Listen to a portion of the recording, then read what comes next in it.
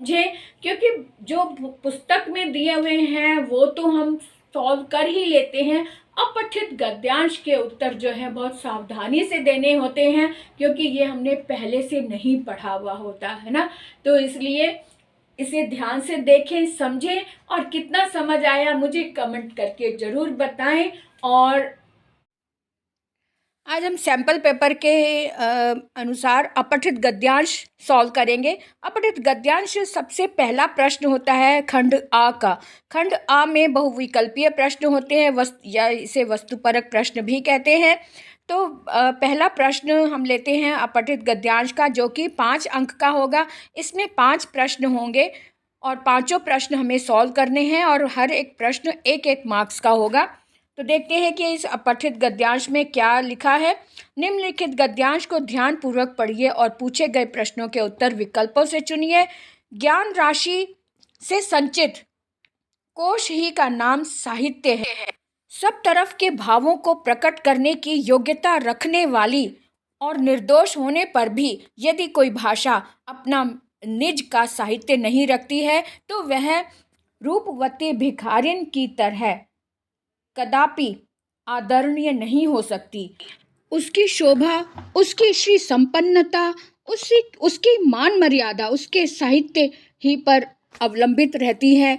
जाति विशेष के उत्कर्ष अपकर्ष का, उसके ऊंच नीच भावों का, उसके धार्मिक विचारों तथा सामाजिक संगठन का, उसके ऐतिहासिक घटनाओं और राजनैतिक स्थितियों का प्रतिबिंब देखने को यदि नहीं मिल सकता है तो उसके ग्रंथ साहित्य ही में सब मिल सकता है। साहित्य में जो शक्ति छिपी है वह तोप, तलवार और बम के गोलों में भी नहीं पाई जा सकती। ये जो साहित्य मुर्दों को भी जिंदा करने वाली संजीवनी औषधि का आधार है, जो साहित्य पतितों को उठाने वाला और उत्थितों के मस्तक को उन्नत करने वाला है, उसके उत्पादन और संवर्धन की चेष्टा जो जाति नहीं कर सकती, वह अज्ञान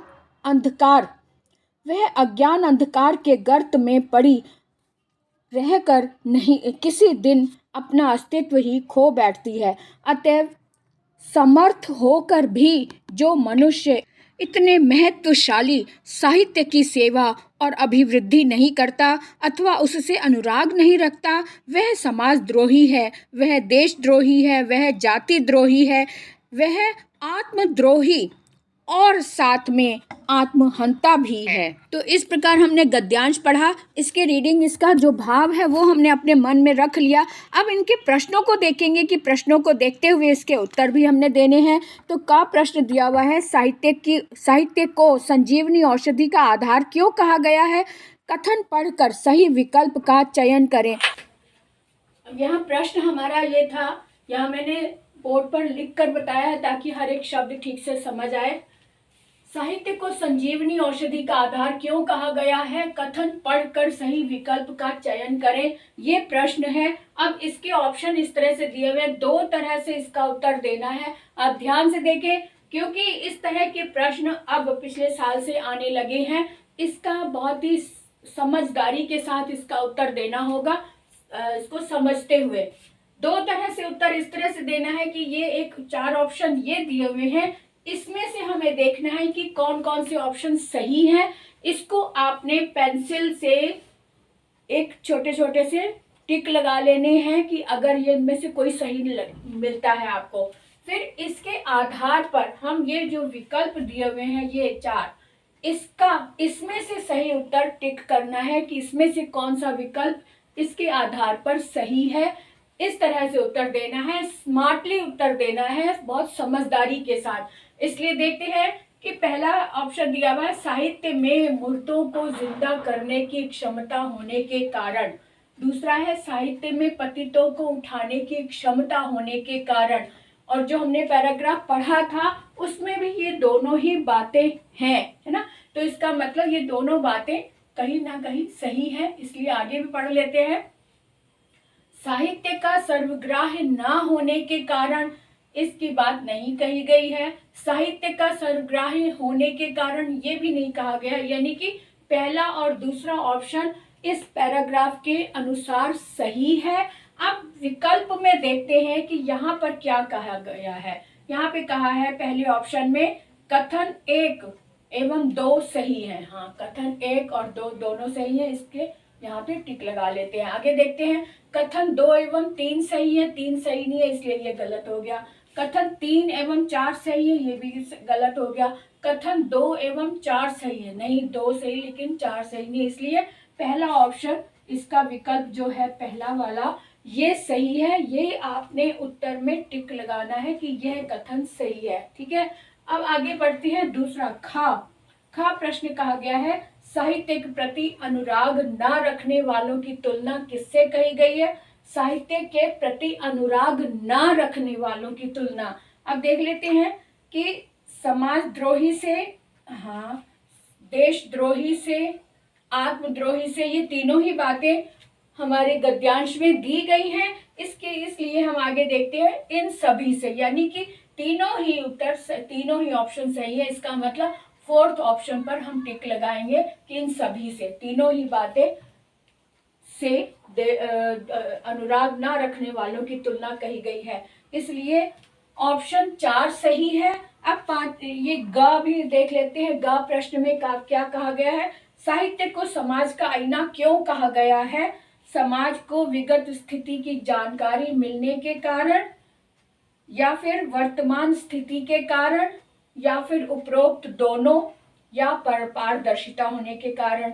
अब हमने यह भी जो पढ़ा था गद्यांश, उसके आधार पर समाज को विगत स्थिति की जानकारी मिलने के कारण, ये भी सही है।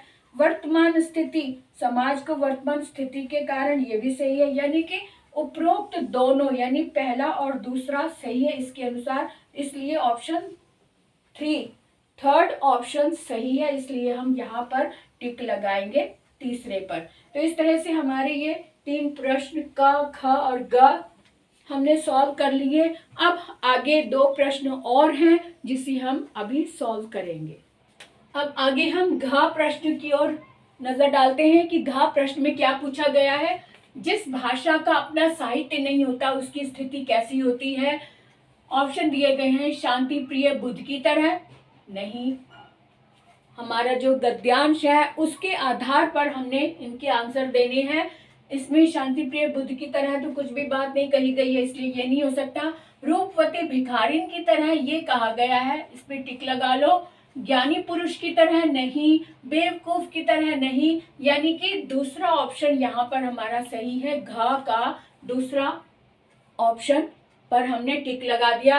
अब आगे न के प्रश्न को बहुत ध्यान से देखें। जैसा कि पहला प्रश्न था उसी तरीके से 5वां प्रश्न भी दिया गया है। 2 तरह से इसका उत्तर देना है, इसलिए बहुत ध्यान से देखें कि किस तरह से इसका उत्तर देना है।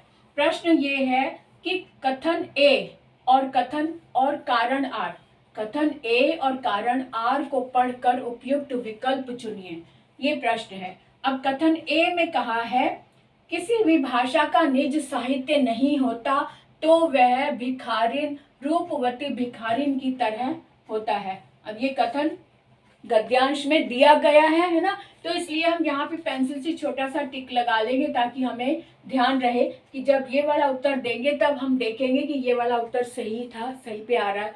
किस तरह फिर से देख लेते हैं। कथन ए में कहा गया है कि किसी भी भाषा का निजी साहित्य नहीं होता तो वह रूपवती भिखारिन की भांति होती है ना। तो ये बात कही गई है, इसलिए हम आगे देखते हैं कि इसको हम प्रश्न के रूप में देखेंगे, क्यों भिखारिन की तरह क्यों होती है। तो कारण क्या मिलेगा, क्योंकि कारण आर में कहा है क्योंकि भाषा की शोभा, संपन्नता तथा मान मर्यादा उसके साहित्य पर ही निर्भर करती है। अब ये लाइन जो है बिल्कुल सही बताई गई है रीजन के रूप में कि रूपवती भिखारिन की तरह, जिसका अपना साहित्य नहीं होता वो रूपवती भिखारिन की तरह क्यों लगती है, क्योंकि भाषा की शोभा, संपन्नता और मान मर्यादा उसके साहित्य पर ही निर्भर होती है। ये इसका कारण बिल्कुल सही है। अब इसके अनुसार, ये हमने दोनों अच्छे से समझ लिए, देख लिए। अब इसके अनुसार हम देखेंगे कि इनमें इन चारों ऑप्शंस में से सही ऑप्शन क्या है। इसके आधार पर इसमें कहा है कथन ए गलत है किंतु कारण आर सही है। कथन ए गलत नहीं है, इसका मतलब ऑप्शन ए पहला गलत हो गया। अब दूसरे में कहा गया है कथन ए तथा कारण आर दोनों ही गलत है। ये प्रश्न भी गलत हो गया क्योंकि दोनों ही गलत नहीं है। अब तीसरे में आते हैं कथन ए सही है, हाँ सही, और कारण आर कथन ए की सही व्याख्या करता है, ये भी सही है ना। कारण आर जो है ये कथन ए की सही व्याख्या कर रहा है, व्याख्या यानी अच्छे से ठीक से समझा है, इसका कारण इसने ये बताया है तो इसका कारण भी सही है। इसका मतलब कथन ए सही है और कारण आर कथन ए की सही व्याख्या करता है। ये ऑप्शन बिल्कुल सही है, इसलिए हम थर्ड ऑप्शन पर टिक लगाएंगे। अब चौथा भी देख लेते क्या कह रहा है। कथन ए सही है किंतु कारण आर की सही व्याख्या नहीं है, नहीं ये गलत है, तो हमें सही उत्तर मिल गया। तीसरा ऑप्शन जो है हमारा बिल्कुल सही है। इसके उत्तर को हमने बहुत सावधानी से देना होता है, दो तरह से देना होता है। ये वाले जो उत्तर पहले वाले जो दिया हुआ है इसको तो हमने अपनी समझ के लिए संभाल के रखना है, अपनी समझ में यानी दिमाग में इसके टिक लगा के रखने की हाँ ये तो सही है गद्यांश के आधार पर, और दूसरा इसका कारण भी ये सही है। अब इसको ध्यान में रखते हुए हमने ये वाले विकल्प को चुनना है किसमें से इनके बारे में इसके यहाँ पर क्या क्या कहा गया है, तो इनके बारे में जो जहाँ जो सही होगा उसको हम चुन लेंगे कि ये विकल्प सही है ना। तो अपठित गद्यांश का आज हमारा ये प्रश्न पूरा हुआ। आप इसका बहुत अच्छे से ध्यान रखें। कोई और भी प्रश्न आपके मन में है जो आपको परेशान कर रहा है कि जिसका आप उत्तर नहीं ढूंढ पा रहे हैं, वो आप कमेंट बॉक्स में लिखें, मैं उसका उत्तर पूरा देने की कोशिश करूंगी। और प्रश्न जो है ध्यान से देखें, समझें, क्योंकि जो पुस्तक में दिए हुए हैं वो तो हम सॉल्व कर ही लेते हैं। अपठित गद्यांश के उत्तर जो है बहुत सावधानी से देने होते हैं क्योंकि ये हमने पहले से नहीं पढ़ा हुआ होता है ना। तो इसलिए इसे ध्यान से देखें, समझें, और कितना समझ आया मुझे कमेंट करके ज़रूर बताएं। और बाय बाय।